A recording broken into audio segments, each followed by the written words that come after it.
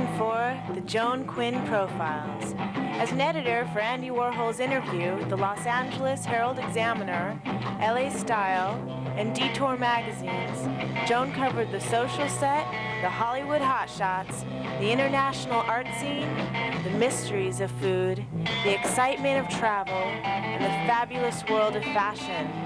Joan continues to find creative people on the cutting edge who make things happen. Here's Joan Quinn.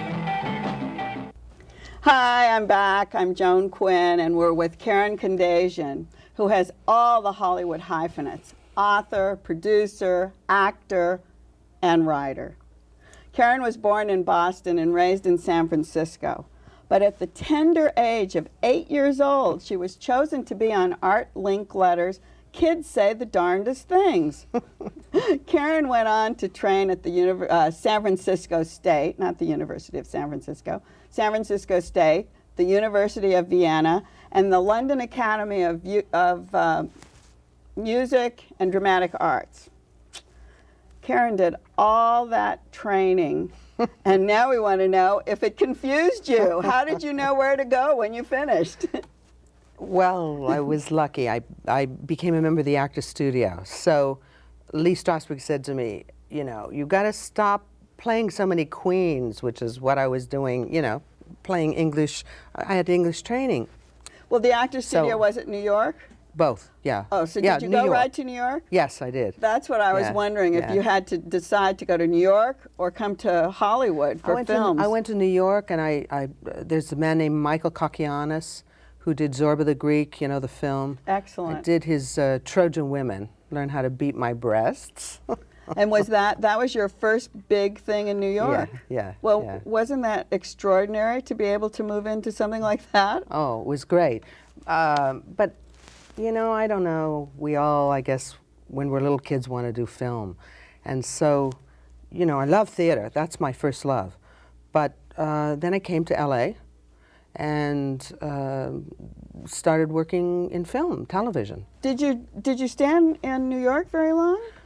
Sort of in and out. New York is like an old lover to me that I can't get out of my system. So you didn't just leave all your training and go to New York and stay and do theater and theater I've gone and back theater. back and forth.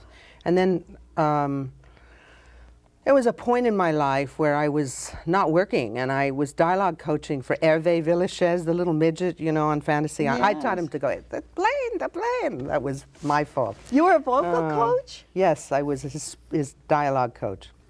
So I got a lot of money, and Lee Strasberg said to me, listen, you should do Rose Tattoo, you know, Tennessee Williams Rose Tattoo. So I took the money from that, and I produced it and starred in it, not knowing what I was doing as a producer. And I was very lucky. We won the LA Drama Critics Circle Award, and Tennessee Williams happened to be in town. He saw it, and he loved it, and he gave me the rights to all his plays while he was alive. So then I produced and starred in Sweet Bird of Youth with Ed Harris. That's what I was going to say. You played some really heavy roles after that. Heavy duty. Virginia Woolf. Yes. Sweet Bird of Youth. Yes. Orpheus Descending. Just a couple years ago, yeah. Hamlet. Richard II with Richard Chamberlain. What else? Night of the Iguana. Yes, yes. Well, those are like really tough, gutsy woman roles, just as Rose Tattoo. Yeah. I don't like to play victims, you know. You make other people victims. That's it. So, in fact, next year I'm going to do Night of the Iguana with a wonderful actor named Ray Strickland. Excellent. At the Fountain Theater. Simon Levy is going to direct it. It's, you know, those are the people that just won the best play of the year last year, Summer and Smoke. So when I was on the California Arts Council, Simon Levy sat on some of our theater panels. Oh, he's fabulous. So, because he's really good and knows exactly what to do. Well, he's been working with you, so he does know what to do. When you, I want to go into Vieux Carré, which is a part of this Tennessee Williams thing, and Ray Strickland, etc. But tell me about the people that you worked with when you were, say, doing Virginia Woolf and Sweet Bird. Well, Sweet Bird again, as I said, it was a young Ed Harris who had not yet become a star, and in fact, it was the time in Los Angeles when nudity on the stage was like, particularly men, and there was this moment at the beginning of Sweet Bird. It was great. Ed has a great body, and he came out of a working shower on stage, Really? naked. And we used to always wait about 5 minutes, no, not that long, about a minute, while people got up and left. It was generally, I must say, men dragging women out. They got up and left? They left. Yeah, they weren't used to nudity then, you know? What about working with Richard Chamberlain? Oh, one of the great, sweet, dear human beings. In fact, I must say that Richard II was the first play he had done in Los Angeles. After doing Hamlet in England, he was nervous for the reactions of the Los Angeles critics. But you know what he did on opening night? It was so sweet. He came very early and got dressed.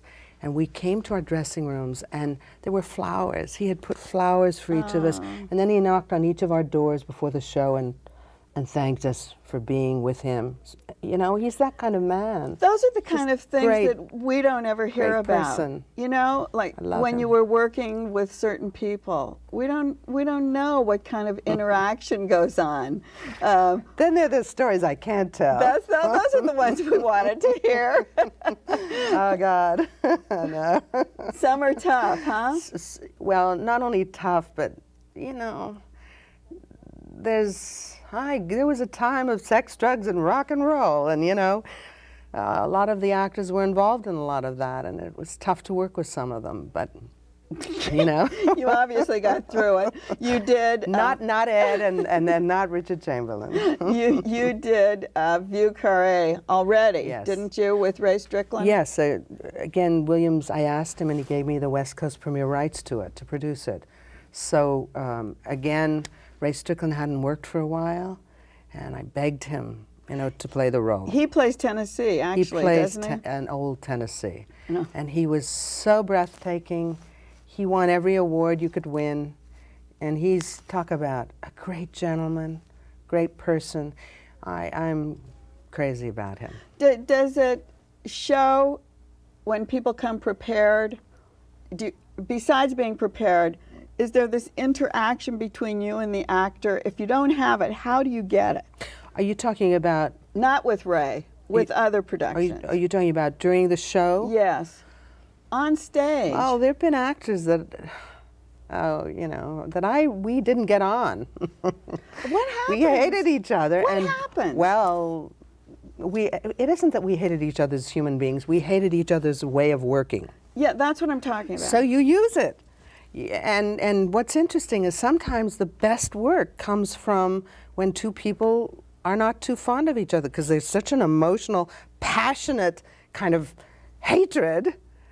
You just use that in your work, and sometimes it's very exciting. It causes a lot of chemistry. Does one want to be better than the other, or does one want to outshine the other person?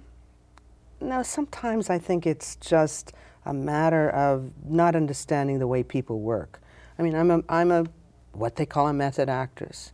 That doesn't mean that I'm difficult or a diva, I don't think. But I'd like to be. Yes, I want to be when I grow up. But and then there are actors who are what they call, you know, they are rep actors, which are very fine actors. They work one way, very technically.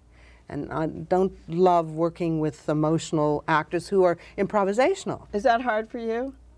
To work with somebody who does it? I see. But again, because I've been trained by the studio, you use it. You improv with that person. Mm-hmm. Sometimes they don't like to improv, you know. But that's part of your acting ability. Yeah. Yeah. And maybe they couldn't do it because they weren't. That's right. I got brought up like balled that. out for it, you know. They weren't brought up and that that's way. not changing the author's words. I'm not talking about that. I'm talking about just doing different kinds of, not doing the same thing all the time. you know. Oh, but that must Giving throw them different things. That must throw them off Well, if they're so used to being. Yeah, that's right, but we're sitting here, you and I, talking. You don't know what I'm going to do next, and neither do I with you. And that's the exciting part of it. And that's in acting. It should be the same way, you know. Well, you've been able to get all the acting jobs, and so you're able to tell people where to go because you've written this book, The Actor's Encyclopedia of Casting Directors. Yes. And I think it's very interesting the way it's written because there's a picture of each casting director. It's the only book that's ever done that. And to me, the idea of seeing a name and not knowing if it's a man, a woman, a young person, an old person, it just brings it all to light. It's funny, an agent friend of mine was looking through this book and going, oh my God, for 3 years I've been talking to such and such person and never knew what they looked like. That's why I thought it was so brilliant. I mean, was that planned? Yes. I'll tell you why. Besides, you know, I'm a journalist also, so these are a lot of the articles that I took from Backstage West, Dramalog, and Richard. Different publications that you wrote for? Yes, different all kinds. I interviewed them. Like Richard Dreyfuss is an old friend, and he was very kind and did the foreword on it. Mm-hmm. But I also did James Cameron is in here, who talks about acting, John Woo, as well as casting directors.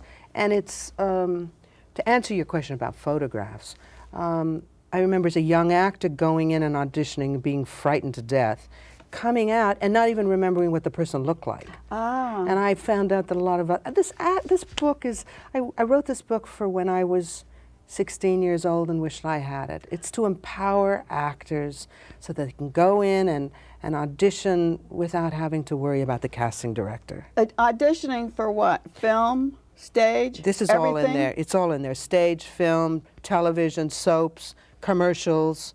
Do you explain what's up? Well, I guess the casting director explains what a callback is, how to handle it. Each person in there, I asked different. If you read the whole book, you'll know all about the business because I've asked, you know, as many questions I think as there are actors to ask them.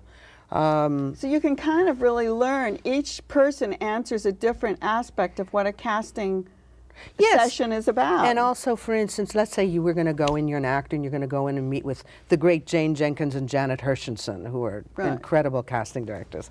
And you've never met them. You read this and you see what they like, what they don't like, what they've done, you know, who the human beings are, so that, again, you feel empowered when you walk in. Do you have to be a newcomer to use this? This is a great, in fact, Milton Katselas wrote a little thing on the back of it. He's also in the book, the acting teacher, that it's a very good book for young actors because it shows you what you're getting into.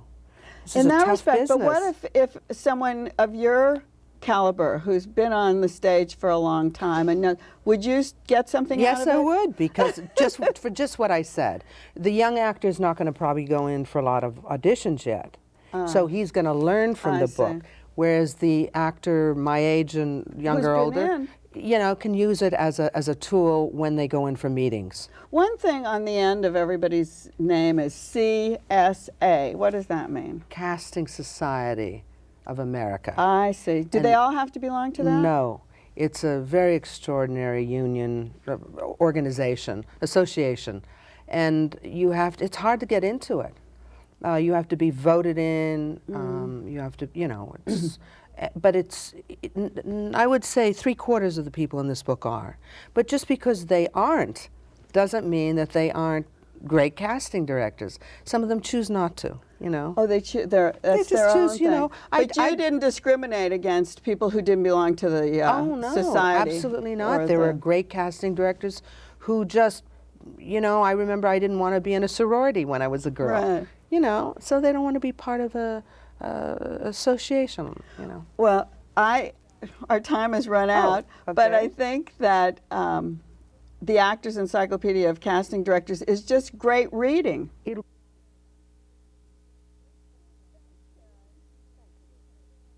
Thanks, Karen. Thank you. And thanks for watching the Joan Quinn Profiles. Keep writing to us at 777 South Figueroa, 40th floor, Los Angeles 917. and we'll see you next time on the Joan Quinn Profiles.